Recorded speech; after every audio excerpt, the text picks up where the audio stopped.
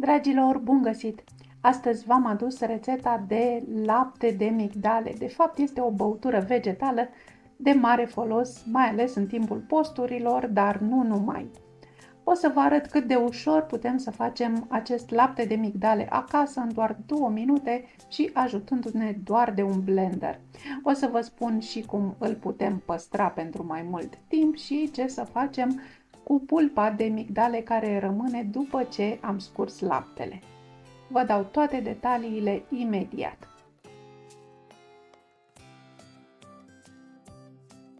Avem aici ingredientele pe care le-am folosit mai departe în videoclip, le găsiți de asemenea și la descriere.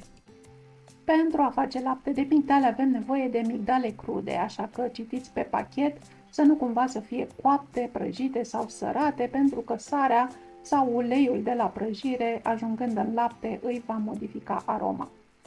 Acoperim migdalele cu apă plată, apă rece și le lăsăm deoparte 12 ore sau peste noapte. Le puteți lăsa la temperatura camerei sau, dacă e foarte cald în bucătărie, puteți să le băgați la frigider. A doua zi observăm că apa s-a tulburat, iar migdalele s-au umflat, sunt mai poroase și acum, dacă cumva aveați de gând, le puteți curăța foarte ușor de coajă. Dar nu trebuie să vă speriați, cer puțin pentru rețeta de lapte de migdale, nu e nevoie să facem operațiunea aceasta atât de migăloasă, le vom pasa la blender cu tot cu coajă. Am vrut să vă arăt doar ca să știți dacă vreodată aveți nevoie să decojiți niște migdale. Scurgem migdalele de apa în care au stat și le clătim foarte bine sub câteva jeturi de apă rece. Le scurgem și le punem în vasul de la blender. Proporția uzuală de apă este de o parte migdale, 4 părți de apă, adică noi am avut aici 200 de grame de migdale și am să pun 800 de mililitri de apă.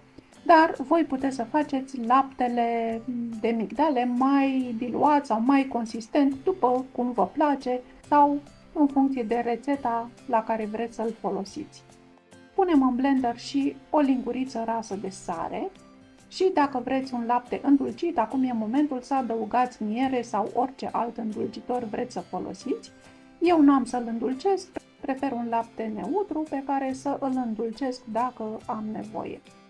De asemenea, dacă îl folosiți la preparate dulci sau dacă îl beți ca atare, puteți să adăugați orice aromă vă place, de exemplu un extract de vanilie. Nu uitați să puneți capacul la blender, pentru că altfel iese un dezastru, am pățit eu odată. Vom pulsa de câteva ori, de 2-3 ori, până când se zdrobesc migdalele și apoi la putere medie mixăm până când obținem acolo o băutură albă, opacă și cu aspect omogen. Nu insistați foarte mult, nu trebuie să mixăm foarte mult.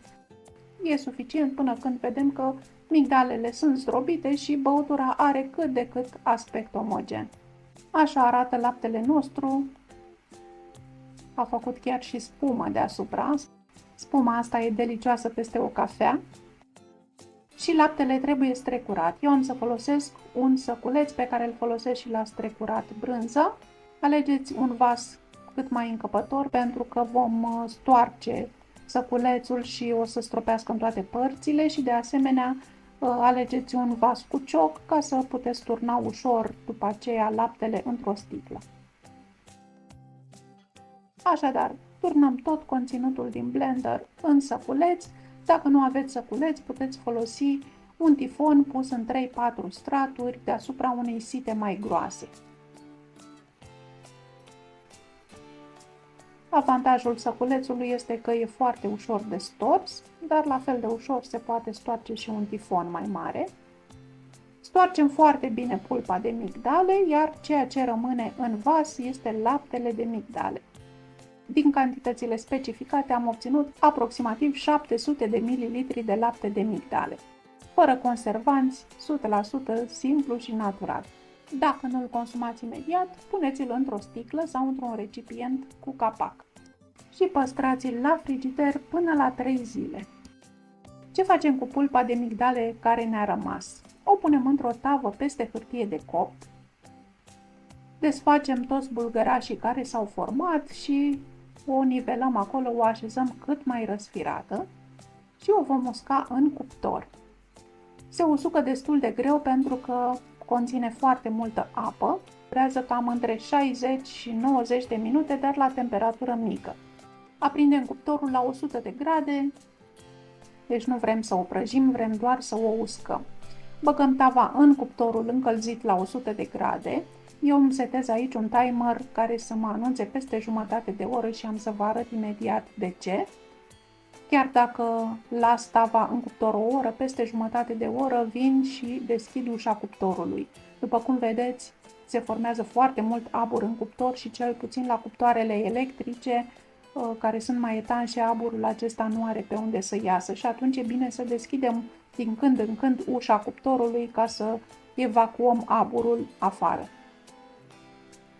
Eu am lăsat tava în cuptor 60 de minute și am mai lăsat-o până a doua zi la temperatura camerei ca să fiu sigură că pudra mea este perfect uscată. Altfel nu aș putea să o păstrez într-un borcan etanș. Așadar, asigurați-vă că și pudra voastră este foarte bine uscată. Acum, o puteți măcina dacă vreți să obțineți o făină de migdale pe care o puteți folosi la blaturile de tort sau de prăjituri sau la fursecuri. Dar mie îmi place să o păstrez așa ușor granulată și o mut într-un borcan de sticlă cu capac